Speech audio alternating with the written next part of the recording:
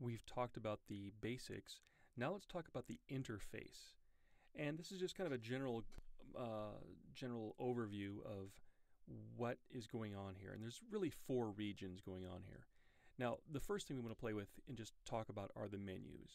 So menus contain functions that are, well, the labels right here at the top: edit, image, file, layer, type, select, etc. And you'll get to know these things.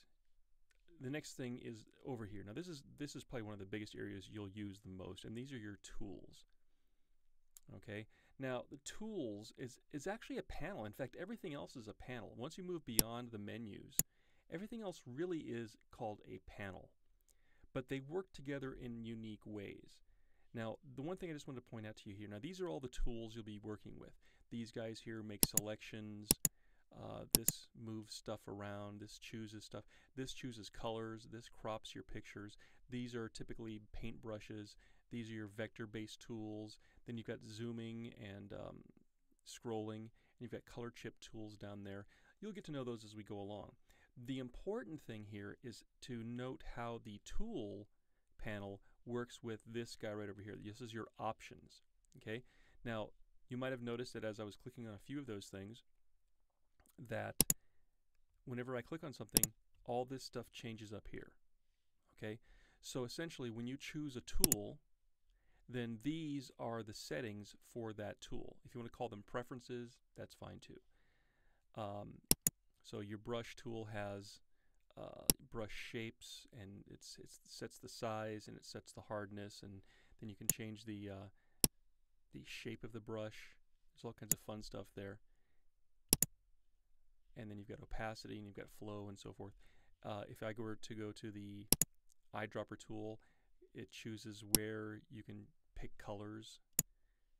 And in fact, just so you can kind of see how this works, I will open up Baby Elephant. And if I go click on this guy over here, why didn't that choose? Oh, we've got to actually choose the layer to work on. There we go.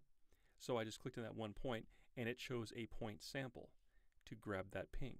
If I were to say, well, wherever I click, average out the nearest 101 pixels, and it'll come up with an average of tone that'll show up over here. So let me click over here, and keep your eye on the color chip, and boom, that's an average of 100 square pixels. So you get the idea. Anyway, so each one of these tools is going to have different settings here in the options. So that's a normal thing. Now what we've got over here on the right are other panels. So colors, swatches, adjustment styles, layers, panels, paths. Now these tend to be the most used type panels. But the thing is, there are more panels.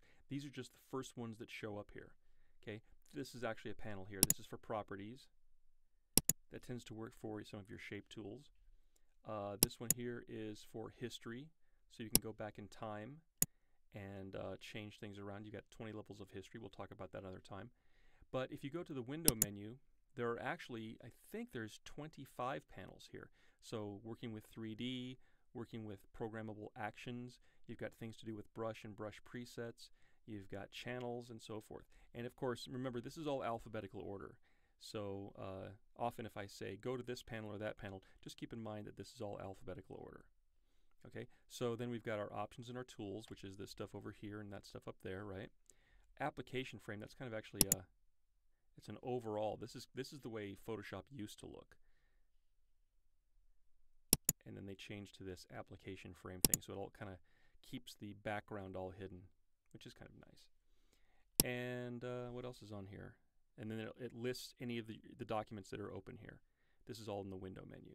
But these are the panels. These are the things you want to pay attention to. There's some fun things up here. We'll get to know that as we go along.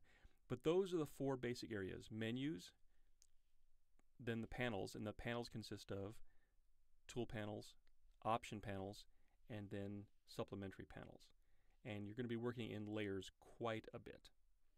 And those are the big areas.